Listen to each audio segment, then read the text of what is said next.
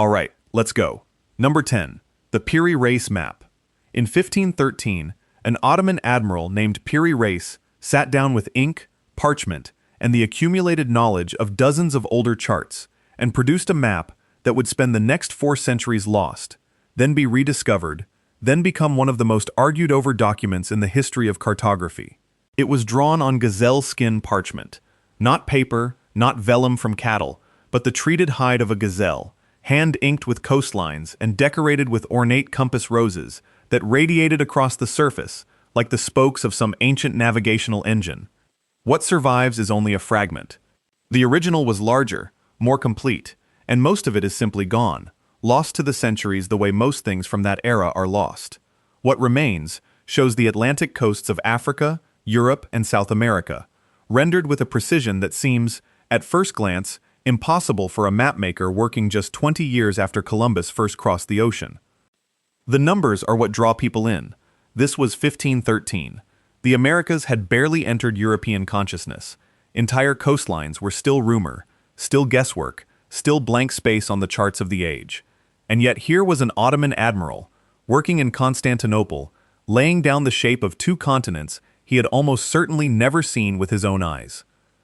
But here's where the standard explanation gets hijacked. For decades, a persistent fringe claim has attached itself to this map like a barnacle. The argument goes that the southern edge of the Piri Reis map does not show the coast of South America at all.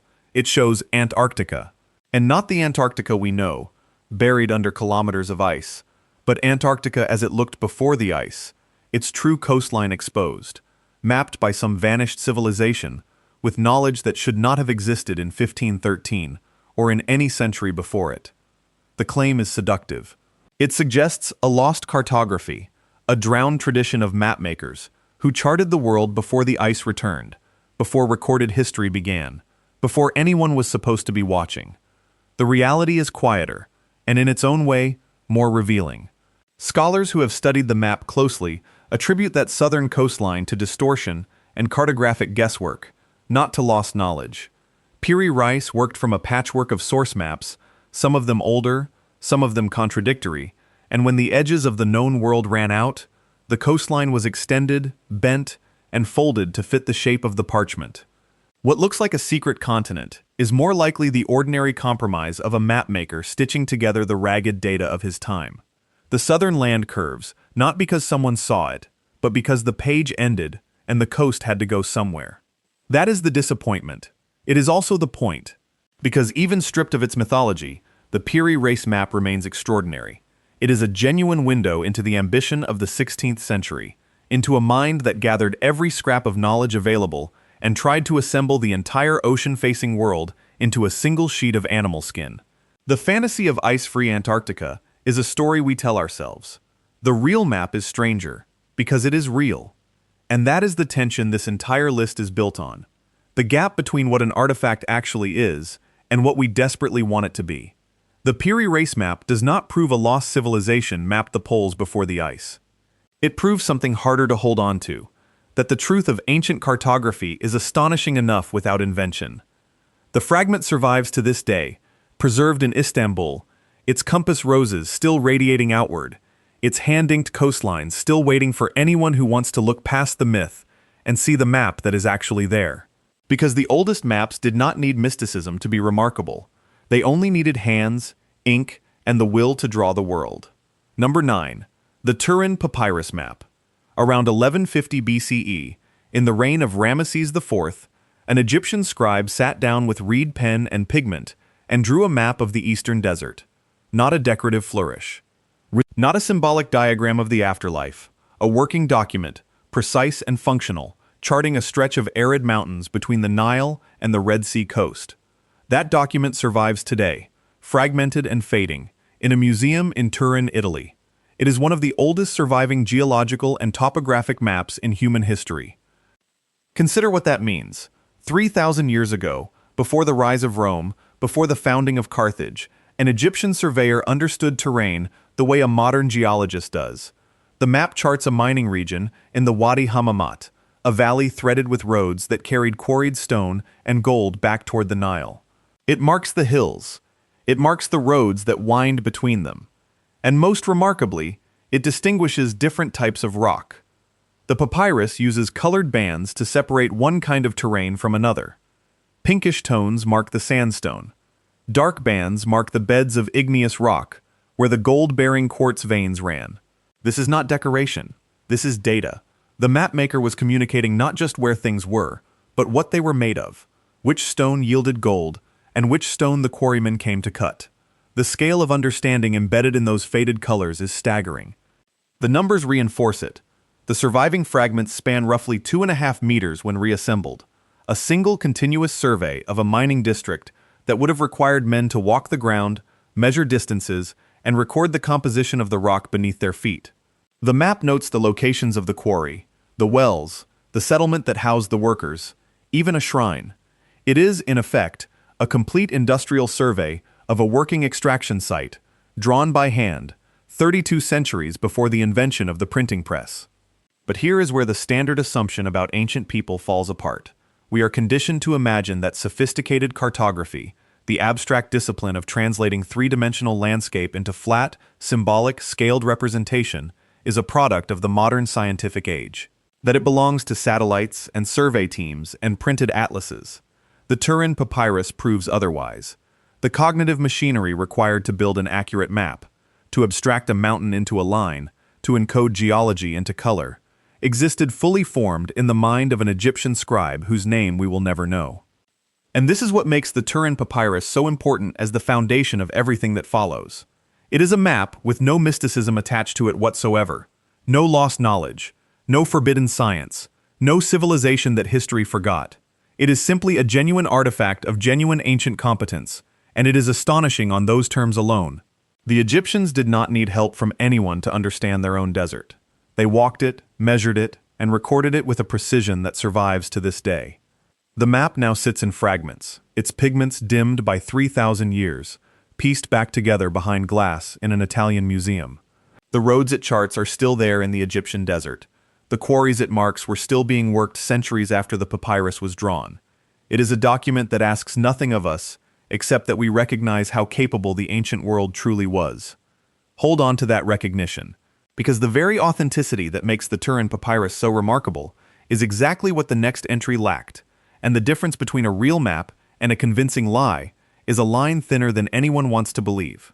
Number 8. The Vinland map forgery. In the mid-20th century, a piece of aged parchment surfaced bearing faded outlines of the North Atlantic, and for a brief moment it threatened to rewrite the history of exploration. The map appeared to depict Vinland, the North American land the Norse sagas described reaching centuries before Columbus. If genuine, it would have been the earliest known European depiction of the New World, physical cartographic proof that Norse voyagers had not only reached but charted the coastlines of a continent the rest of Europe would not encounter for 400 more years. The document was seductive in its plausibility. The Norse did reach North America. Archaeological excavation at Lonceau Meadows in Newfoundland confirmed a genuine Norse settlement, real timber and turf structures on real North American soil. So when a map emerged showing Vinland rendered in medieval ink on medieval-looking vellum, it slotted neatly into a story historians already believed. The parchment was old. The style seemed right. The claim seemed almost too convenient to doubt. But here's where the standard explanation falls apart. The problem was never the parchment, it was the ink.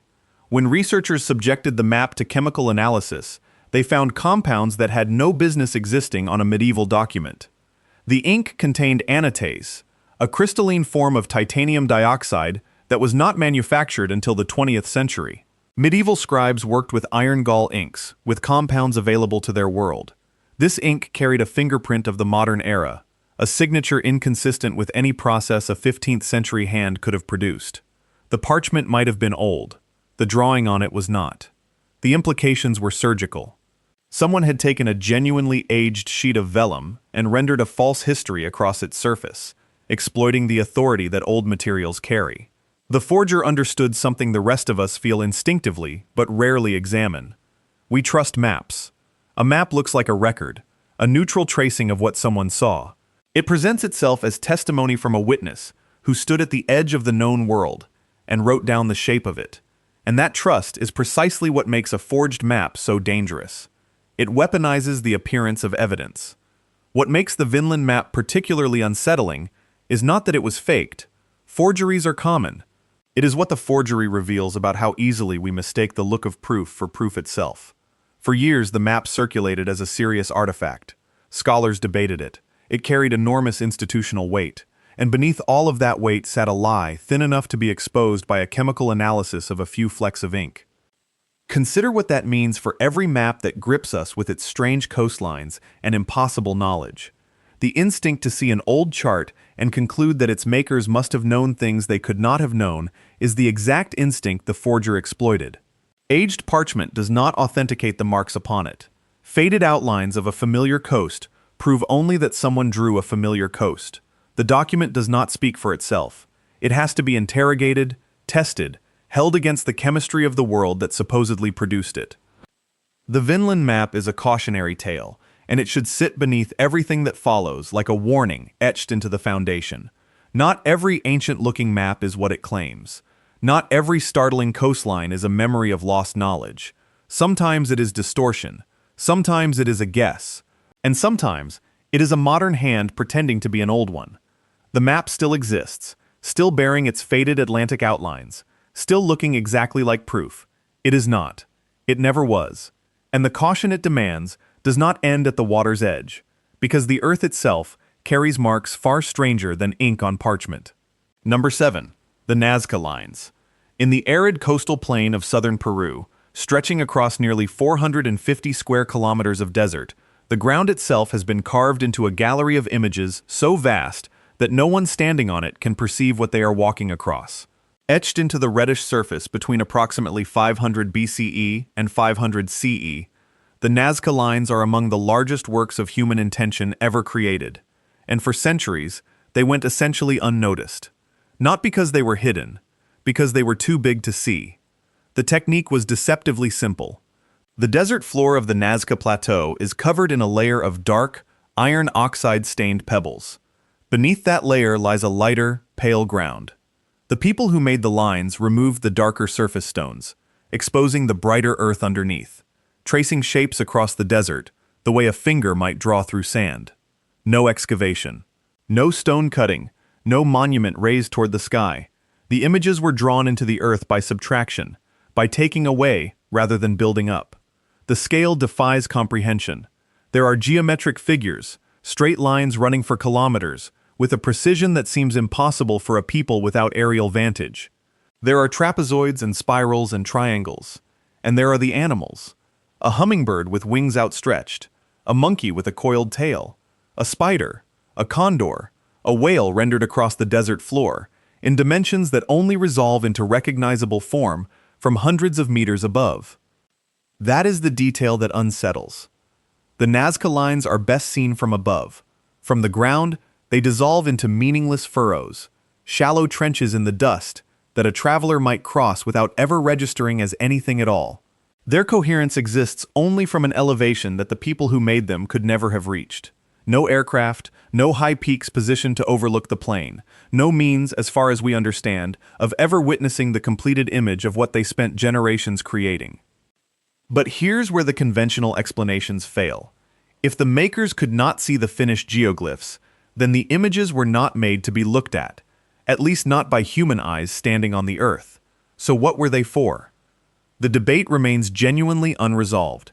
One school of thought holds that the lines were ritual pathways, sacred routes walked in procession, the act of moving along them mattering more than any visual whole. Under this reading, the geoglyphs were not pictures at all but performances, traced by the feet of the living in ceremonies whose meaning has entirely vanished. Another school argues for astronomy, proposing that the lines aligned with the rising and setting of celestial bodies, that the desert was a vast calendar mapping the movements of the sky. Neither explanation has ever fully won. Both leave residue. The truly disturbing aspect is not the technique or the scale. It is the intention. These were not idle marks. They were sustained across 1,000 years, maintained, extended, repeated with deliberate care, by a culture that clearly regarded them as essential. An enormous investment of labor poured into images, oriented towards something the makers themselves could not observe. Whatever they were speaking to, it was not each other. And the Nazca people are gone. Their civilization dissolved, their language lost, their reasons buried with them beneath the same desert that preserved their work with such perfect indifference. The dry air that erased almost every trace of who they were is the very thing that kept their lines intact for 2,000 years. They are still there. The hummingbird still spreads its wings across the plateau. The spider still waits in the dust. The lines run for kilometers toward horizons no one now can explain, drawn by hands that reached toward a viewer they could never see, and could not tell us who that viewer was meant to be. Number 6. The Sea Peoples. Around 1200 BC, the scribes of Egypt began recording an enemy they could not name. In the temple inscriptions of Ramesses III at Medinet Habu, carved into stone walls that still stand today, Egyptian artists depicted a coalition of warriors arriving from the sea in ships, wearing distinctive feathered headdresses, wielding swords and spears against the might of the pharaoh's forces.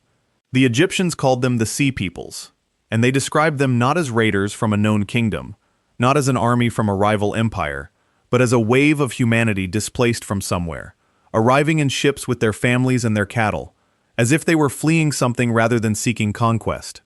The reliefs are extraordinarily specific. They show naval battles at the mouths of the Nile.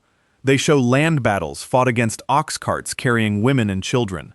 They show captives with their feathered helmets and their foreign faces paraded before the Egyptian throne. This was not a myth the Egyptians invented. This was documentation, carved into limestone, by a civilization that survived just barely and wanted the record to endure. The numbers of what surrounded this moment are staggering. Within a span of roughly 50 years, from approximately 1200 to 1150 BC, the entire interconnected world of the Eastern Mediterranean came apart. The Hittite Empire, one of the great powers of the ancient world, ceased to exist. The Mycenaean palaces of Greece burned and were abandoned. The wealthy trading city of Ugarit on the Syrian coast was destroyed so completely that its final letters, tablets describing enemy ships appearing off the coast, were baked hard by the fire that consumed the city and preserved in the ruins. Cyprus, the Levant, Anatolia. City after city after city fell within the same narrow window. Historians call it the Bronze Age collapse. It was one of the most complete civilizational failures in human history, and it dragged multiple advanced cultures into darkness almost simultaneously. The Sea Peoples appear at the center of this catastrophe, named in Egyptian records as one of the forces tearing through the region. But here's where the conventional explanation fails. We do not know who they were. After more than a century of scholarship, the origins of the Sea Peoples remain genuinely, fiercely debated. Some historians place them in the Aegean, refugees from the collapsing Mycenaean world. Some argue they came from western Anatolia, or the islands of the central Mediterranean, or the coasts of what is now Italy. Some propose they were not a single people at all, but a shifting coalition of the displaced, communities uprooted by drought, famine, and the disintegration of the trade networks that had held the Bronze Age together. The truth is that the Egyptians recorded their names, carved their faces, and documented their defeat, and we still cannot say with certainty where they came from, or where the survivors went. What makes the Sea Peoples particularly unsettling is what their appearance implies. They did not merely raid the great civilizations of the Eastern Mediterranean. They arrived at the exact moment those civilizations were already dying, and the world they entered never recovered its former shape. The palace economies vanished. Literacy collapsed across entire regions. Trade routes that had carried tin and copper and grain for centuries fell silent. A whole system of interconnected kingdoms, built over hundreds of years, dissolved into a dark age from which some regions would not emerge for 400 years. And the people who caused it, or fled through it, or simply witnessed it, left us their image on a temple wall and nothing else. No script we can read as theirs. No homeland we can point to on a map. No account in their own voice of who they were or what drove them into the ships. They came from somewhere. They arrived carved in feathered helmets, sailing into the last records of a world that was ending, and then they were absorbed into the silence they helped create. The stone at Medinet Habu still shows their faces, staring out across 3,000 years, waiting for us to learn their name. Number 5. Çatalhöyük. In the 1960s, on the Konya plain of south-central Turkey, archaeologists began uncovering a settlement so old and so strange that it forced a reconsideration of what the word city even means. It dates to approximately 7,500 BCE. That is 9,500 years ago, deep in the Neolithic, at the very dawn of settled human life, long before writing, long before the wheel, long before anyone had drawn a single map. What they found was not a city, as any modern person would recognize it. There were no streets. There were no roads, no alleys, no public squares, no boulevards, no avenues connecting one home to the next. There was nothing between the buildings at all. The houses were packed together wall against wall in a dense, continuous mass, a mud brick honeycomb of interlocking rooms extending across the plain. To move through Çatalhöyük, you did not walk down a lane. You walked across the rooftops. The homes were entered through the roof. Each dwelling had an opening in its ceiling, and the inhabitants climbed down a ladder into the space below. The rooftops themselves were the thoroughfares of the settlement, a communal surface stretched over thousands of packed dwellings, and the people of Çatalhöyük lived their outdoor lives up there, above the sealed maze of homes beneath. This was a proto-city built with an inverted logic, a place where the roof was the street and the door was in the sky. The numbers give some sense of the scale. At its height, Çatalhöyük may have held several thousand people, crowded into an area that predates every institution we associate with urban life. There was no central authority visible in the layout, no palace, no temple district, no grid imposed by planners deciding where things should go. The settlement grew the way a coral reef grows, dwelling accreting onto dwelling, generation after generation, each new house raised on the collapsed foundations of the old. But here's where the discovery becomes genuinely disturbing. The interiors of these homes were not bare. The walls were painted with murals in red ochre, elaborate designs and scenes rendered in pigment across plastered surfaces, artwork sealed inside private dwellings that no public eye would ever see. And mounted into those same walls were the skulls of bulls, real animal skulls, plastered over and set into the architecture of the home itself, horns projecting into the living space. The people of Çatalhöyük lived surrounded by the remade heads of beasts and the painted images of a world we can no longer read. They also buried their dead beneath the floors, laying them to rest directly under the spaces where they cooked and slept and raised their children. This was a culture with a rich, deliberate, deeply symbolic inner life, and it left no writing to explain any of it. That is the vertigo of Çatalhöyük. Here is a settlement of thousands of human beings, sophisticated enough to plaster walls, grind pigment, sculpt bull skulls into their homes, and organize an entire community around a shared architectural vision. Yet the whole of it existed in the silence before history. There is no name for this place that its own people used. There are no records of who governed it, who painted the murals, what the bulls meant, why the dead lay beneath the living. The entire meaning of Çatalhöyük has been swallowed by the span of time that separates us from it. And Çatalhöyük is not an isolated marvel. It is a single window into an era. How many similar cultures rose and fell across the tens of thousands of years of human prehistory that preceded the invention of writing? How many honeycomb cities? How many painted walls? How many communities of thousands lived and died in the darkness before anyone could record their existence? Çatalhöyük survives only because the desert preserved its mud brick. The truly unsettling thought is not what we found on the Konya Plain. It is the vast, unmapped silence stretching out on either side of it, an entire lost world of human achievement that left no map, no name, and no voice behind. Number 7. The Kingdom of Kush.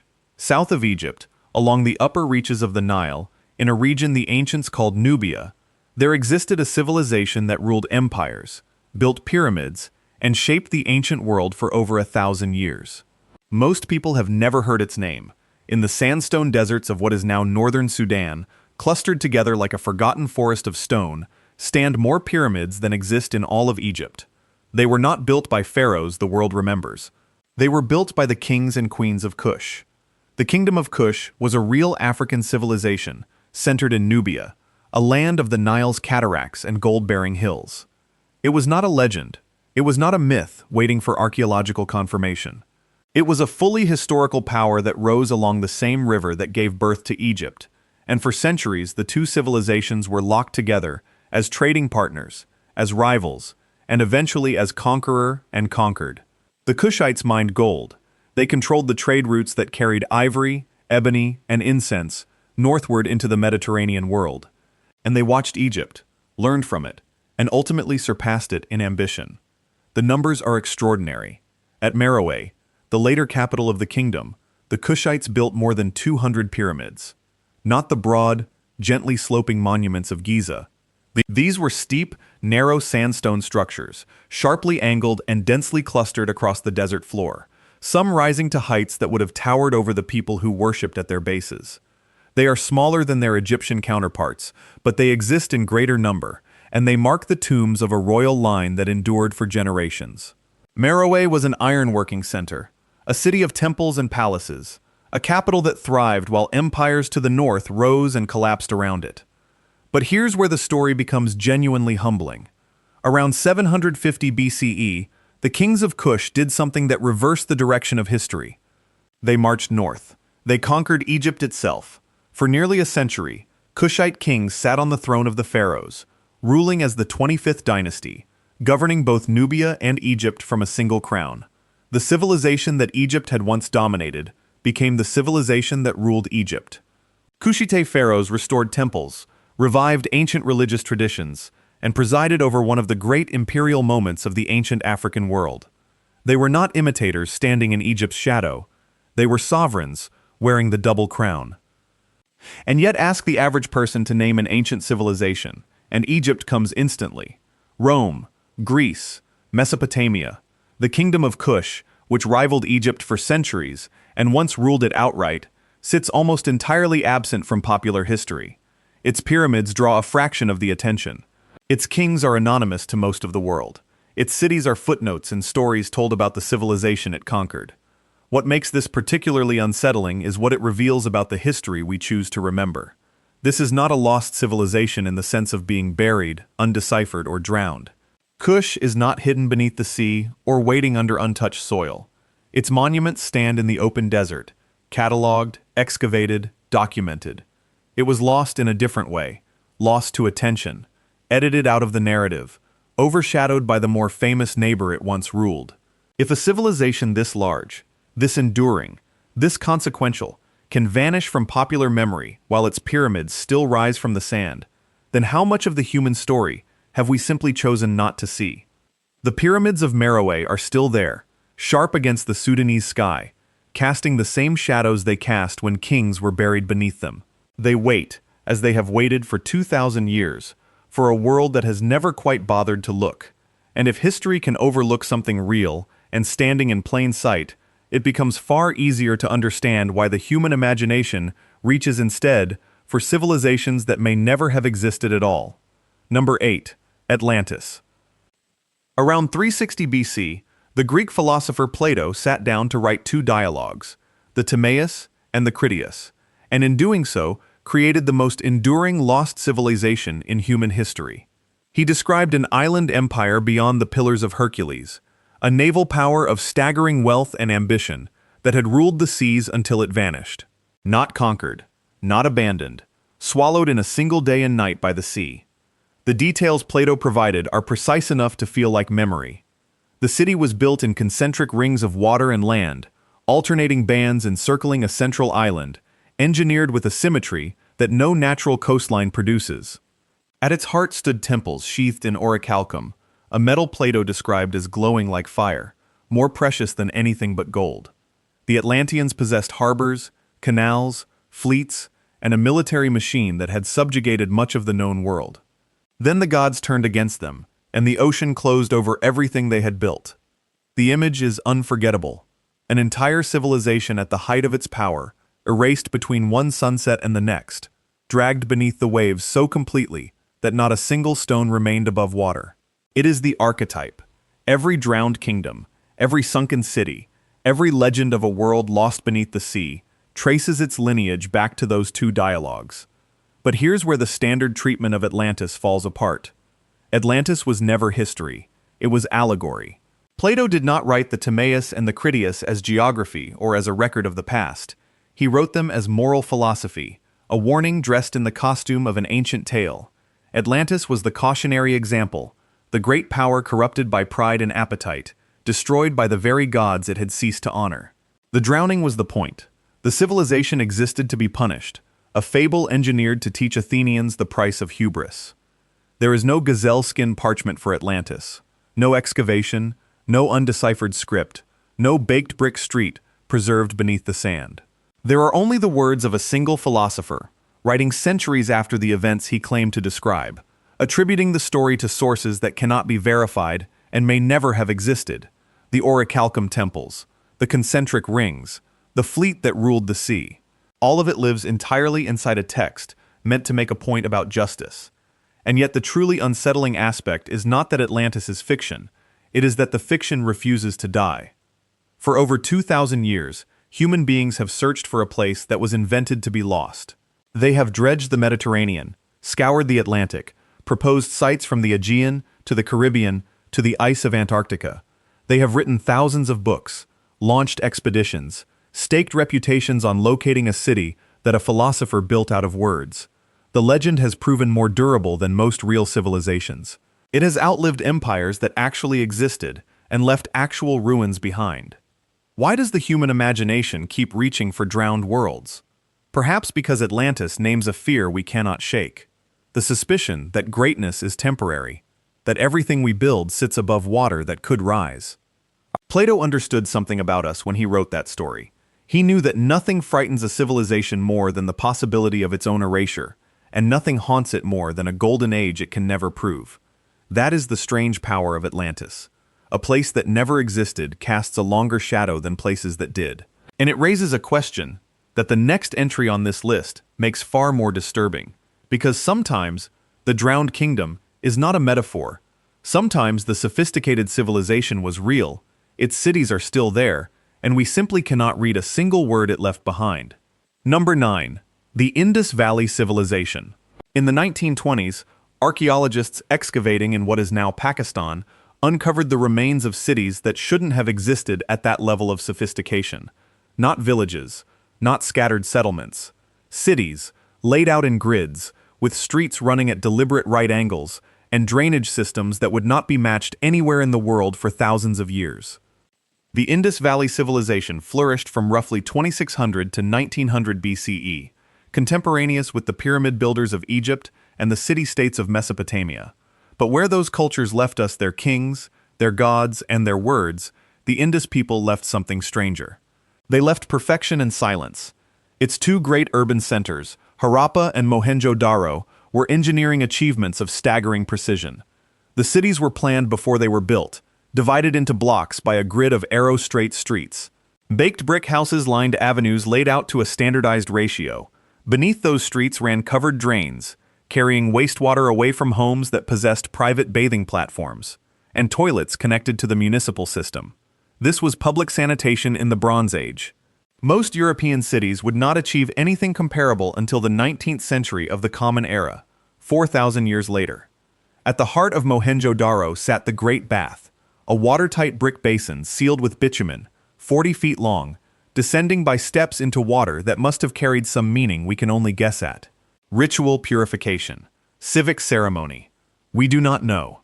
And they left behind terracotta seals, small carved tablets bearing animals, figures, and rows of symbols pressed into clay by hands that understood order and beauty. This was one of the most sophisticated societies of the entire Bronze Age. It spanned an area larger than ancient Egypt and Mesopotamia combined, stretching across a territory the size of Western Europe. Its weights and measures were standardized across hundreds of miles, suggesting central coordination, shared administration, a common system binding distant cities into a single cultural whole. By every material measure, these people had built a civilization equal to any of their contemporaries. But here's where the sophistication becomes something genuinely disturbing. We cannot read them. The Indus script, the rows of symbols carved into those terracotta seals and scratched onto pottery, has never been deciphered. Not partially, not tentatively, not at all. For a century, linguists, cryptographers, and archaeologists have stared at these symbols, and the writing has yielded nothing. We do not know what language they spoke. We do not know what they called themselves.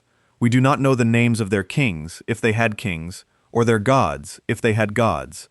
The inscriptions are short, most no longer than 5 characters, offering little of the repetition that codebreakers depend on. There is no Rosetta Stone, No bilingual inscription pairing the unknown script with a known one. The symbols persist across their cities, consistent, deliberate, clearly meaningful to the people who made them, and they are utterly mute to us. Consider what that means. Here was a people who mastered urban planning, hydraulic engineering, and standardized trade across an empire-sized territory. They wrote things down. They had something to say, something important enough to carve into stone and press into clay and preserve, and every word of it is lost. We are staring directly at their language, holding their sentences in our hands, and we cannot hear a single voice. Then, around 1900 BCE, the civilization declined and dispersed. Shifting rivers, changing monsoons, the slow collapse of the conditions that sustained them. The cities emptied, the grid streets filled with silence, and the meaning of their writing walked away with the last people who could read it. The Egyptians left us their Book of the Dead. The Sumerians left us Gilgamesh. The Indus people left us baked brick, perfect drains, and a script that will not speak. An entire civilization stands before us, fully visible and completely unreadable. We can measure their genius down to the millimeter. We will never know what they were trying to tell us. Number 1. Göbekli Tepe. In 1994, a Kurdish shepherd tending his flock on a dusty hilltop in southeastern Turkey noticed something strange protruding from the soil. Not a scattered stone, not a natural outcrop, the rounded top of a carved limestone slab, deliberately shaped by human hands. When archaeologists excavated the hill, they uncovered something that should not have existed. A monument older than anything in the accepted timeline of human civilization. A structure that predates the invention of writing, the invention of pottery, and the domestication of a single crop. The site is called Göbekli Tepe, and its date is the reason it terrifies historians. Göbekli Tepe was built approximately 9600 BCE. To understand what that number means, you have to strip away everything you assume about the ancient world. It predates Stonehenge by roughly 6,000 years. It predates the Egyptian pyramids by roughly 7,000 years. It predates the invention of pottery. At the moment its builders were raising multi-ton pillars into the earth, humanity was not supposed to be capable of it. There were no cities. There was no agriculture. There was no written language to record what was happening or why. And yet the monument stands. The scale of the construction defies the era it belongs to. The site consists of massive T-shaped limestone pillars, some rising more than 5 meters tall, and weighing as much as 10 to 20 tons each, arranged in circular enclosures on the crown of the hill. These were not rough boulders dragged into a rough circle. Their surfaces are carved with animals: foxes, boars, snakes, scorpions, vultures, rendered in relief with a confidence that suggests generations of accumulated skill. Someone quarried these stones. Someone shaped them. Someone stood them upright in deliberate rings and decorated them with a visual language we can see but cannot read. But here's where the standard model of human development collapses. For over a century, the accepted story of civilization ran in one direction. First came farming. Agriculture produced surplus food. Surplus food produced settlements. Settlements produced the free time, the social organization, and the labor needed to build monuments. Temples came after the plow. That was the rule. That was the foundation on which the entire narrative of human progress was built. Göbekli Tepe breaks it. Here is monumental architecture, coordinated across a large workforce, raised by people who were still hunter-gatherers. The temple came first. The organized religion, or whatever compelled hundreds of people to haul 20-ton stones up a hill, may have come before the farm, not after it. The implications are staggering. It means that the human capacity for ambition, for coordination, for symbolic meaning on a monumental scale existed thousands of years before we believed it did. It means that our ancestors were building sacred spaces while we assumed they were still scattered bands chasing game across empty plains. And it raises a question that has no comfortable answer. If a culture sophisticated enough to build Göbekli Tepe existed in 9600 BCE and left no writing, no pottery, no record of itself beyond carved stone, how many similar cultures existed during the tens of thousands of years of human prehistory that preceded it? How many rose, organized, built, and vanished before anyone learned to write their names down? We will never know. That is the vertigo of this place. Every map in this list, every drowned coastline and forgotten kingdom and silent script, points toward the same unbearable truth. The recorded history of humanity is a thin film of light floating on top of a vast, dark ocean of time we cannot see into. Writing is barely 5,000 years old. Human beings, anatomically identical to us, capable of everything we are capable of, walked the earth for 200,000 years before that. 200,000 years of thought, of building, of belief, of loss, and almost none of it left a mark we can read. Göbekli Tepe is not an anomaly. It is a single window into a room we did not know was there, a hint of how much has already been erased. The builders deliberately buried the site around 8000 BCE, filling their own enclosures with rubble and soil, sealing their monument beneath the hill where it waited for 11,000 years. We do not know why they buried it. We do not know who they were. The stones sit under the Turkish sun today, half-excavated, patient, older than every civilization we have ever named, holding a question its makers left behind for us, and offering no answer at all. If you want to see more videos like this, click the video on screen